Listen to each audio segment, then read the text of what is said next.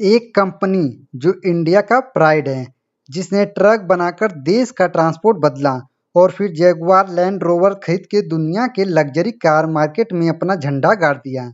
और अब टाटा मोटर करने जा रही है एक हिस्टोरिक मूव, डीमर्जर। यानी कंपनी दो अलग अलग कंपनी में बंटने वाली है, एक कमर्शियल व्हीकल के लिए और एक passenger vehicle plus EV plus JLR के लिए। ये एक बड़ा टर्निंग पॉइंट हो सकता है टाटा मोटर स्टॉक्स के लिए। तो चलो समझते हैं टाटा मोटर का पूरा ब्रेकडाउन, बिजनेस, फाइनेंस, ग्रोथ और फ्यूचर का रोड मैप एकदम सिंपल वे में। टाटा मोटर्स एक ग्लोबल ऑटोमोबाइल मैन्युफैक्चरर है जो टाटा ग्रुप का हिस्सा है। Company car, SUV, truck, buses और डिफेंस व्हीकल सब बनाती है। यानी कमर्शियल से लेकर लग्जरी तक सब सेगमेंट में टाटा मोटर का व्हील घूमता रहता है। कंपनी का ऑपरेशन सिर्फ इंडिया में नहीं बल्कि UK, south Korea, south Africa, China, Brazil, Austria और स्लोवाकिया तक है।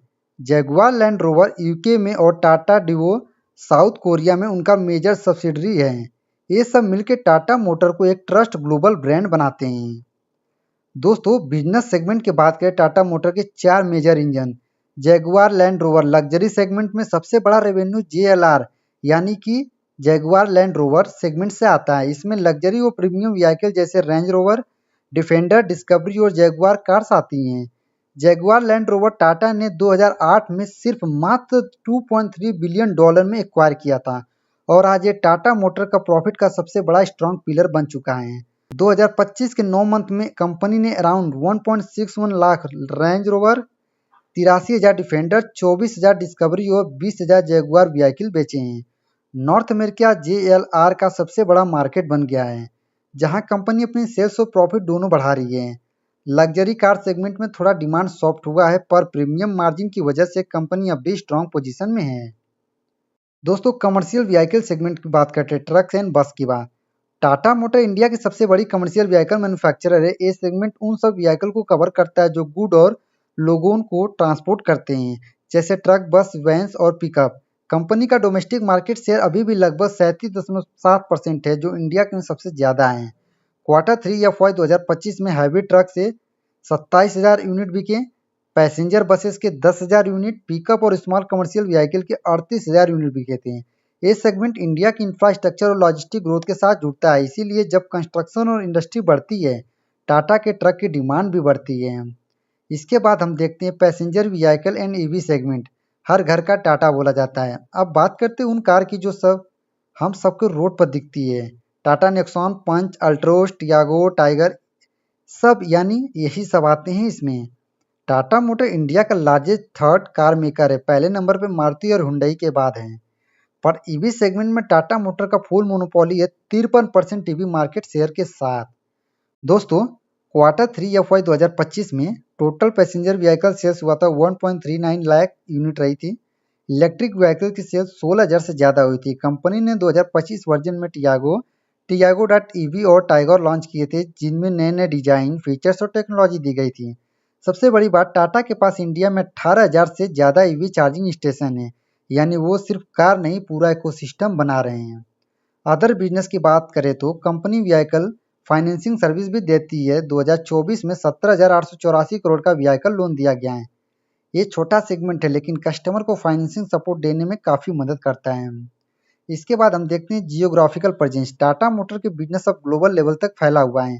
इंडिया से 29% रेवेन्यू आता है, यूएसए से 15%, चाइना से 13%, यूरोप से 13% और बाकी वर्ल्ड से 30%। यानी टाटा मोटर सिर्फ इंडियन प्लेयर नहीं, एक इंटरनेशनल ऑटोमोबाइल पावर बन चुका है। मैन्युफैक्चरिंग एंड एक्सपेंशन प्लान की बात करें दोस्तों, तो कंपनी के पास 25 मैन्युफैक्चरिंग प्लांट है। इंडिया के अलावा यूके, चाइना, यूरोप और नॉर्थ अमेरिका में भी है। सितंबर 2024 में तमिलनाडु में एक नया व्हीकल प्लांट स्टार्ट हुआ था, जो फ्यूचर में ईवी और पैसेंजर कार प्रोडक्शन को और बढ़ाने में मदद करेगा। FY 2025 में टाटा मोटर ने 8,000 करोड़ केपेक्स के टारगेट रखा था, जिसमें से 6,000 करोड़ ऑलरेडी इन्वेस्ट हो चुके हैं।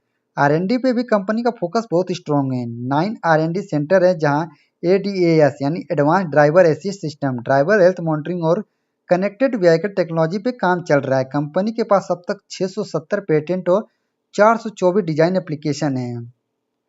अब बात करते हैं डीमर्जर की। सबसे बड़ा ट्रेंडिंग टॉपिक यही है, टाटा मोटर का डीमर्जर की। मार्च 2024 में बोर्ड ने डिसाइड किया था कि टाटा मोटर को दो अलग कंपनी में डिवाइड किया जाएगा। पहली कंपनी कमर्शियल व्हीकल बिजनेस के लिए, दूसरी company passenger vehicle plus EV plus Jaguar land rover के लिए। ये स्प्लिट अक्टूबर 2025 तक कंप्लीट हो चुका है। इसका फायदा ये होगा कि दोनों बिजनेस अपने सेगमेंट के हिसाब से ग्रो कर पाएंगे। कमर्शियल साइड ऑपरेशनल एफिशिएंसी पे फोकस करेगी और पैसेंजर साइड टेक्नोलॉजी डिजाइन और ईवी एक्सपेंशन पे है। इन्वेस्टर के लिए ये मूव क्लियरिटी और वैल्यूएशन दोनों बढ़ाने वाले हैं। अब बात करते हैं फाइनेंशियल कंडीशन की।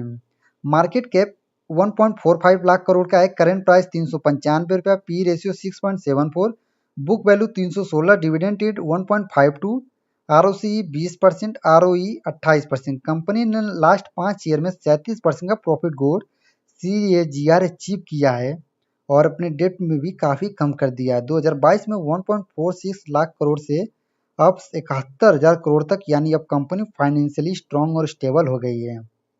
दोस्तों, इसकी वीकनेस और रिस्क की बात करें तो हर कंपनी के कुछ चैलेंजेस होते हैं। टाटा मोटर में भी कुछ पॉइंट ध्यान देने लायक है। प्रोमोटर होल्डिंग थोड़ी घटी है 46% से 42% तक। JLR यानी कि जैगुआर लैंड रोवर सेगमेंट में शॉर्ट टर्म सेल्स स्लो हो गया है। ऑटो इंडस्ट्री साइक्लिक होती है, डिमांड कभी हाई कभी लो रहता है। परफॉर्मेंस एंड ग्रोथ ट्रेंड की बात करें दोस्तों तो कंपनी ने पिछले कुछ सालों में कंसिस्टेंट ग्रोथ दिखाई है। सेल्स ग्रोथ 5 साल में 11% CAGR हुआ है, ठीक है। इसके अलावा प्रॉफिट ग्रोथ 5 साल में 37% CAGR, ROE last year 28%, stock price 5 साल में 39% CAGR से बढ़ा है। शॉर्ट टर्म में स्टॉक में प्रेशर हो सकता है, लेकिन लॉन्ग टर्म इन्वेस्टर के लिए एक स्टोरी भी स्ट्रॉन्ग लगती है। दोस्तों, टाटा मोटर एक मल्टी सेगमेंट पावर हाउस बन चुका है। ट्रक से लेके इलेक्ट्रिक कार तक सब सेगमेंट में लीडरशिप दिखाई है। डेप्ट कम हो गया है, प्रॉफिट बढ़ा है और अब डीमर्जर के बाद दोनों कंपनी अपने अपने एरिया में और तेजी से ग्रो करने लगे हैं। ईवी रिवोल्यूशन में टाटा ऑलरेडी लीडर है और JLR का प्रीमियम मार्केट में ग्लोबल एक्सपोजर मिल रहा है, यानी कंपनी का फ्यूचर काफी प्रॉमिसिंग लग रहा है। डीमर्जर के बाद टाटा मोटर एक नई स्पीड पकड़ने वाली है। आपको क्या लगता है, स्प्लिट होने के बाद स्टॉक ऊपर जा रहा है या नीचे? कमेंट करके जरूर बताना। और हाँ दोस्तों, अगर वीडियो पसंद आई हो तो वीडियो को लाइक करो, चैनल को सब्सक्राइब करो और कमेंट करके आप बता दो कि आपको किस स्टॉक का एनालिसिस चाहिए, मैं बना दूंगा। मिलते हैं अगले वीडियो में, तब तक के लिए हैप्पी इन्वेस्टिंग। जय हिंद, जय भारत।